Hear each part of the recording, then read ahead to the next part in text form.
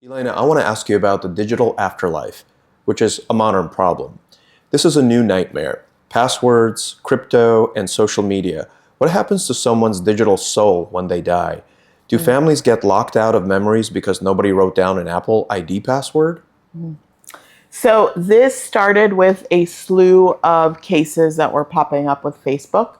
So the idea was that there was a woman who her son was on Facebook, and there were pop-ups consistently every day of people writing on his wall. There was Facebook had created like an in memoriam, right? And she petitioned to have Facebook tear it down. And Facebook won. And they didn't have to because he had left no succession on what to do with his digital assets. So now it's very important for people to go into their accounts. You can do it with Facebook. You can do it with Instagram, which is owned by the same company, Meta, right? And I call it Facebook, but I think it's Meta. That's because you and I are from a generation where it was just Facebook, Yeah, even before Instagram even came out. So we see it as Facebook. Yeah, we see it, because it laid the foundation, right, for a couple of years. But all your social media platforms now have a way to do a legacy contract, which is basically assigning a beneficiary or somebody that's able to come in and take over your digital assets and close down accounts, keep them open, do whatever they want to do. Are we worried about accounts afterwards? Yeah. I mean, I can't even tell you how many pictures I have on different websites that, I don't know, Shopify.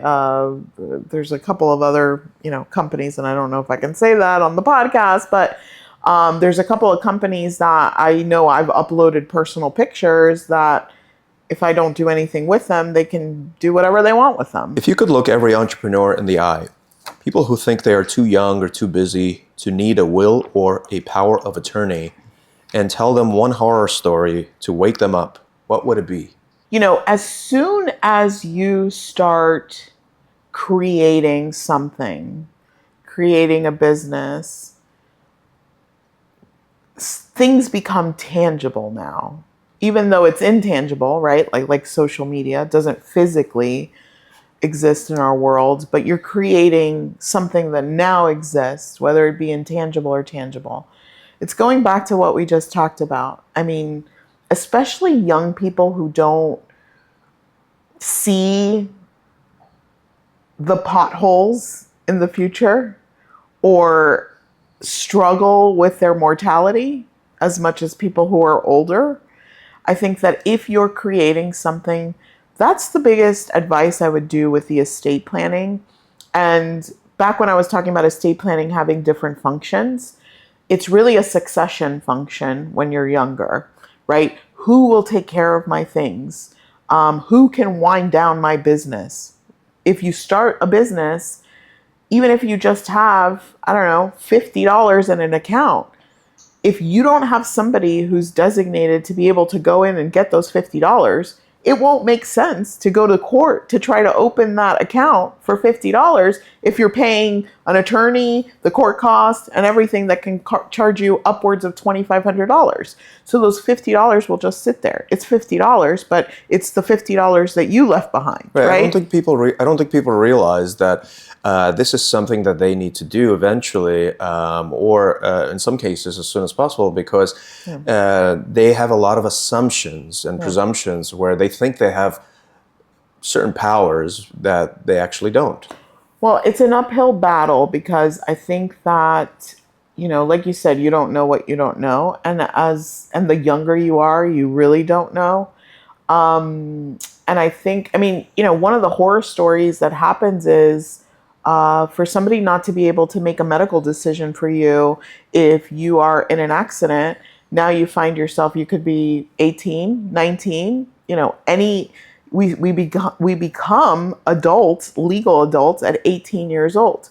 So if something happens to you and you're in a hospital and now you have nobody that has the ability to get your information to make informed decisions medically for you, Do you want to be kept left alive? Do you not? And again, going back, what happens to your bank accounts, even though you have, small amount of money comparable to what you would have later on in life. But if you have nobody that's designated, even on a bank account, okay, you can do sort of a soft estate planning on a bank account.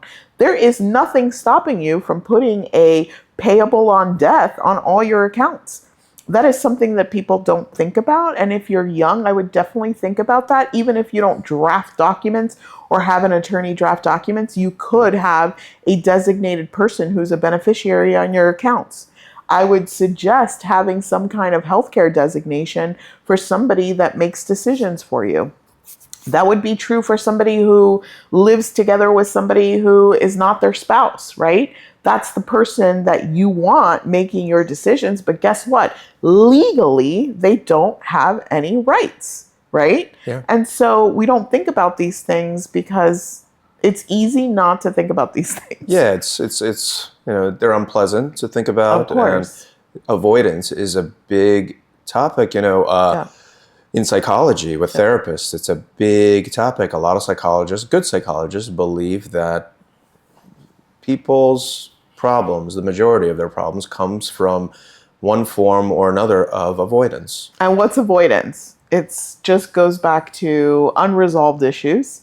And unresolved issues get compacted the older you get.